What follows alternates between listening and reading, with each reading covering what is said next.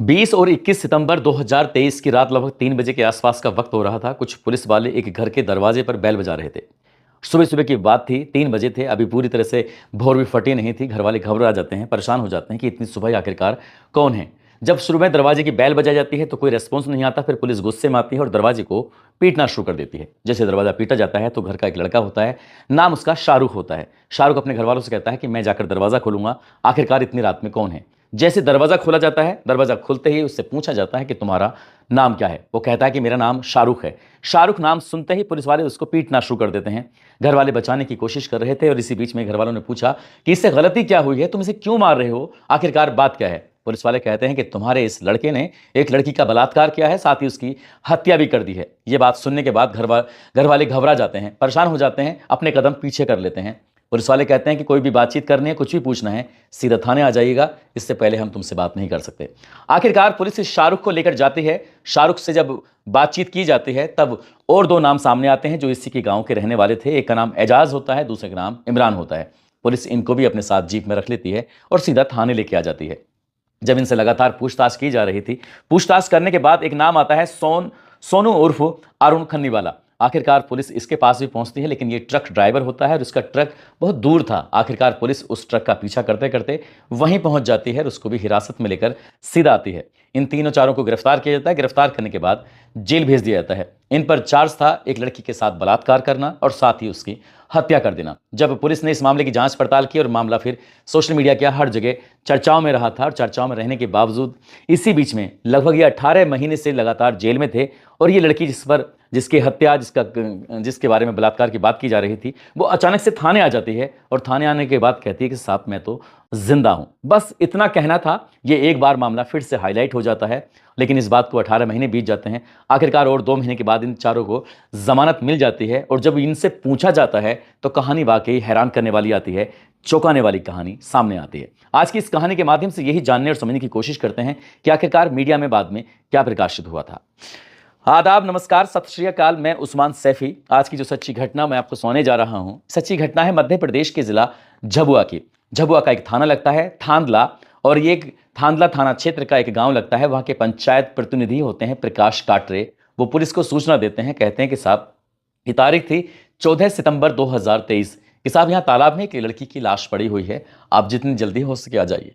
Police को सूचना मिलती है। पुलिस सूचना मिलने के बाद तुरंत मौके पर पहुंचती है और मौके पर आने के बाद अब जांच पड़ताल में जुट जाती है। इस लड़की की लाश को पानी से बाहर निकाला जाता है। निकालने के बाद देखा जाता है चेहरे पर ऐसा लग रहा था जैसे बहुत बुरी तरह से उसको मारा गया है, पीटा गया है। उसके हाथ और पैर ऐसा लग रहा था जैसे क्या बिल्कुल चकनाचूर कर दिए हैं और साथ ही शरीर के अलग अलग हिस्सों पे बड़े चोट के निशान जैसे दिखाई दे रहे थे। पुलिस ने आखिरकार इस लाश की शिनाख्त करने की तमाम कोशिशें की, लेकिन पुलिस को सफलता मिल नहीं पा रही थी। आसपास के थानों को सूचना दी जाती है, आसपास के जिलों को भी सूचना दी जाती है और जहां जहां तक ये सूचना जा सकती थी वहां तक सोशल मीडिया के माध्यम से तमाम प्लेटफॉर्म थे जो सोशल मीडिया के, उन तक ये सूचना दी जाती है। लेकिन जब वक्त बीत रहा था, आखिरकार पोस्टमार्टम रिपोर्ट भी आ जाती है और करीब करीब 200 किलोमीटर दूर, जो कि जिला मंदसौर लगता है, थाना उसका गांधीनगर लगता है और गांव नावली लगता है, यहाँ के रहने वाले एक दंपति यानी कि पति और पत्नी सीधे रोते हुए बिलखते हुए पहुंच जाते हैं कि साहब हम उस लाश को देखना चाहते हैं जिस लाश के बारे में जगह जगह पर सूचनाएं चल रही हैं। आखिरकार उन्हें लाश के दिखाया जाता है, साथ ही लाश के ऊपर मिले कपड़ों को दिखाया जाता है, सामान को दिखाया जाता है और उन्हें देखने के बाद वो फूट फूट कर पति और पत्नी रोने लगते हैं, कहने लगते हैं कि साहब ये हमारी बेटी है, उम्र इसकी लगभग 34 साल के आसपास है और नाम इसका ललिताबाई है। बस इतना सुनना था। उसके बाद पुलिस ने ढांढस बंधाया, उन्हें लाश उपलब्ध कराई। उसके बाद फिर उसका अंतिम संस्कार हुआ। अंतिम संस्कार होने के बाद घर वालों से, परिवार वालों से पूछा जाता है कि तुम्हें किसी पर शक है क्या, तुम किसी का नाम बता सकते हो। तो पुलिस वाले जब पूछ रहे थे तो परिवार के लोग कह रहे थे कि साहब हमें कोई ज़्यादा जानकारी है नहीं। पुलिस ने इस मामले की अपने स्तर से ही जांच पड़ताल करना शुरू कर दिया। जांच पड़ताल करने के बाद पता चलता है कि 6 सितंबर 2023 को शाहरुख नाम का एक लड़का है जो कि मंदसौर जिले के भानपुरा गांव का रहने वाला होता है। आखिरकार पुलिस उस तक पहुंच जाती है।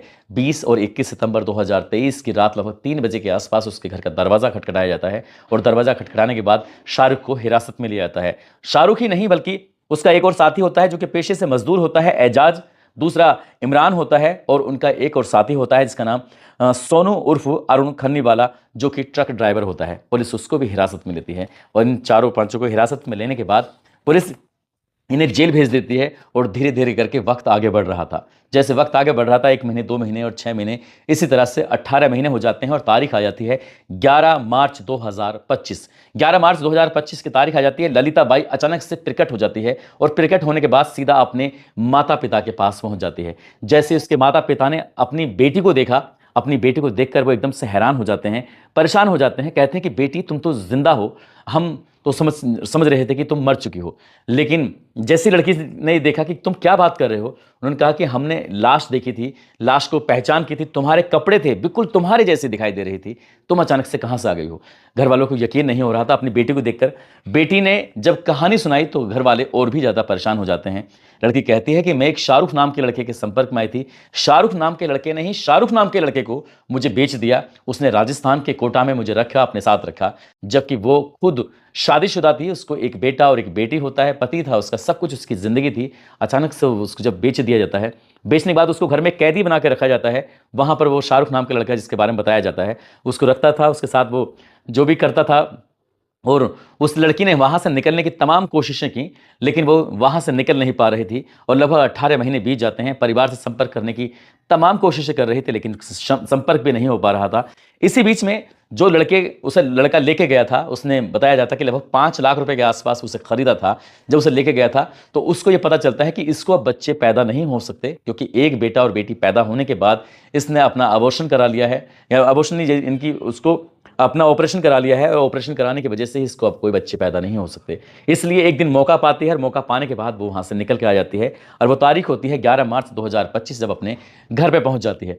परिवार वालों को लग रहा था कि बात पुलिस तक पहुंच जाएगी तो कहीं ऐसा ना हो हमारे ऊपर ही उल्टा केस बन जाए, इसलिए घर वाले सीधे नजदीकी पुलिस स्टेशन यानी कि मध्य प्रदेश के मंदसौर जिले का थाना गांधीनगर लगता है, वहां पहुंच जाते हैं और वो महिला जाकर कहती है कि साहब मैं जिंदा हूं, ये मेरा आधार कार्ड रहा, ये मेरा पहचान पत्र है और ये मेरे अन्य दस्तावेज हैं, और आपको यकीन ना आए तो आप मेरा डीएनए सैंपल ले लीजिए और मेरे माता पिता से मिलान कर लीजिए। पुलिस वाले भी नहीं समझ पा रहे थे कि आखिरकार हम करें तो क्या करें, क्योंकि अभी तक जो लड़की मर चुकी थी उनके रिकॉर्ड के हिसाब से, उनकी जांच के हिसाब से वो लड़की जिंदा कैसे हो सकती है। उसके ऊपर तो ये बताया गया था कि इसका बलात्कार किया गया है, साथ ही उसकी हत्या कर दी गई है, उसको ट्रक से कुचला गया है। अब पुलिस वाले समझ नहीं पा रहे थे। आखिरकार 2 महीने की प्रक्रिया लगती है। 2 महीने की प्रक्रिया लगने के बाद मामला अदालत में था ही, मामला कोर्ट में विचाराधीन चल रहा था। इसमें शाहरुख, एजाज, इमरान, सोनू ये सब सलाखों के पीछे थे। आखिरकार अदालत भी इनको बाहर निकाल देती है, और जब बाहर निकालती है तब मीडिया वाले इनके पास पहुंचते हैं और मीडिया में जैसे दैनिक भास्कर की रिपोर्ट के अगर अनुसार हम बात करें तो शाहरुख बताता है कि अगर उसने बेचा होता तो हत्या का मुकदमा क्यों दर्ज किया गया था। पुलिस ने उसको घर से निकलते ही और थाने ले जाने तक उसको लगातार टॉर्चर किया था। जब वो कुछ बोलने की स्थिति में नहीं था तब उसको सिल्ली पर लिटाया गया और उसके साथ ही उसके पैरों पर लगातार डंडे बरसाए गए। जब हम कुछ बोलने की स्थिति में नहीं थे, उनसे कहा पुलिस लगातार दबाव बना रही थी तो कम से कम अपने 2-3 साथियों के नाम बताओ। जब 2-3 साथियों के नाम बताने की आती है तब उसने एजाज का नाम लेता है, फिर वो इमरान का नाम लेता है। इमरान और एजाज को भी नहीं पता था कि किस मामले में पुलिस उठा के लेके जा रही है। पुलिस वाले जब उन्हें लेके गए थे तो बताया जाता है कि उनको भी खूब जम के पीटा गया था।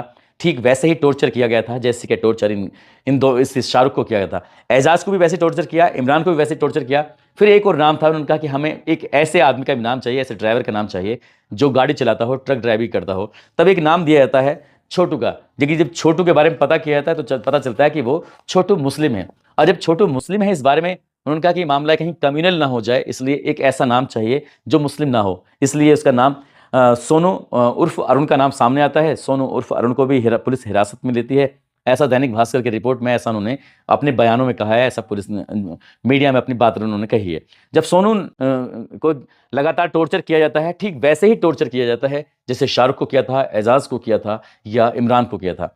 इन्हें गिरफ्तार करने के बाद इनको जेल भेज दिया जाता है और ये बताते हैं कि ये जो लड़की है, लड़की के परिवार वालों ने उनसे बयान दिलवाने के लिए कि हाँ हमारा कोई मामला नहीं है, 1-1 लाख रुपए की रिश्वत मिली। इस बीच में ये लोग इतना ज़्यादा परेशान हो जाते हैं कि कर्जे में आ जाते हैं, घर परिवार भी इनके बिकने की स्थिति में आ जाता है। शादीशुदा थे, बच्चे भी थे, जो कि पत्नी किस तरह से इंतजाम क्या होगा पैसों का, तमाम तरह की बातें थी। फिर ये मीडिया में मामला बहुत ज़्यादा हाईलाइट होना शुरू हो जाता है और हाईलाइट होना ये भी शुरू हो जाता है कि आखिरकार पुलिस ने कैसी जांच की थी, कैसी पड़ताल की थी। सवाल यही था कि अगर वो लड़की ललिता बाई नहीं थी तो आखिरकार वो लाश किसकी थी। पुलिस ने बिना डीएनए सैंपल लिए, बिना जांच पड़ताल किए आखिरकार ऐसे कैसे उठा लिया। महज एक सुराग लगा था बातचीत का कि लड़की शायद 6 तारीख को उनके साथ थी। बिना डीएनए सैंपल कराए। मीडिया ने इस मामले को खूब बदनामी होती है और ये जो भी लोग इसमें जेल जाते हैं वो लगातार मीडिया के माध्यम से कह रहे थे कि इस मामले में पुनः जांच होनी चाहिए। पुनः जांच होने के बाद साथ ही ये भी पता होना चाहिए कि आखिरकार ये जो लड़की है, महिला है जिसका नाम ललिता बाई है, वो कितना सच बोल रही थी, वो वाकई बेची गई थी, नहीं बेची गई थी, वो कोटा में कहाँ रही थी, उसका भी एक एक पड़ताल करनी चाहिए थी। क्या वो अपनी मर्जी से गई थी या किसी की ज़बरदस्ती भेजा गया था। जब ये लोग बाहर निकल के आते हैं, हालांकि इसमें पुलिस की बदनामी जब होने लगती है, मीडिया ने इस मामले को काफ़ी पीछा करने की कोशिश की, लेकिन मीडिया को ज़्यादा सफलता मिल नहीं पाती है। और जब हम इस कहानी को सुना रहे थे तो इस कहानी को पता चले, यानी कि मार्च की ये कहानी थी और हम इसे नवंबर में सुना रहे थे। मैंने भी इसकी कहानी के बारे में और जानने की कोशिश की कि आखिरकार वो लाश किसकी थी, तो उसके बारे में कुछ पता नहीं चल पाता। अगर हमारी कहानी को कोई सुन रहा हो तो सुनने के बाद उसकी इसके बारे में कुछ भी जानकारी हो तो ज़रूर हमें अपडेट करें। हम भी जानना चाहेंगे कि आखिरकार उस लाश के बारे में पता चला कि नहीं चला, बाद में इसमें क्या हुआ क्या नहीं हुआ। उसके बाद ये मार्च 2025 के बाद में जो अपडेट था वो हो नहीं पाता कि आखिरकार था क्या। इतना ज़रूर पता चलता है कि वो जो चारों पांचों लड़के थे वो सलाखों से ज़रूर छूट जाते हैं, लेकिन तब तक उन्हें बहुत नुकसान, बहुत सारी यातनाएं झेलनी पड़ती हैं, बहुत सारी बदनामी झेलनी पड़ती है। परिवार को कई तरह की दिक्कतों का सामना करना पड़ता है। जहाँ घटनास्थल था और जहाँ ये रहते थे उसमें लगभग 200-300 किलोमीटर के आसपास का फासला था। वहाँ आना जाना परिवार ने काफ़ी मशक्कतें झेलनी पड़ी। दोस्तों, इस पूरे घटनाक्रम को सुनाने का उद्देश्य किसी को परेशान करना नहीं है, किसी का दिल दुखाना नहीं है, बल्कि आपको जागरूक करना है, आपको सचेत करना है। कभी कभी पुलिस भी जल्दबाजी में आकर, कभी कभी पुलिस भी बेवजह के दबाव में आकर गलत कदम उठा लेती है, जैसे शायद इस मामले में गलत कदम उठाया गया था।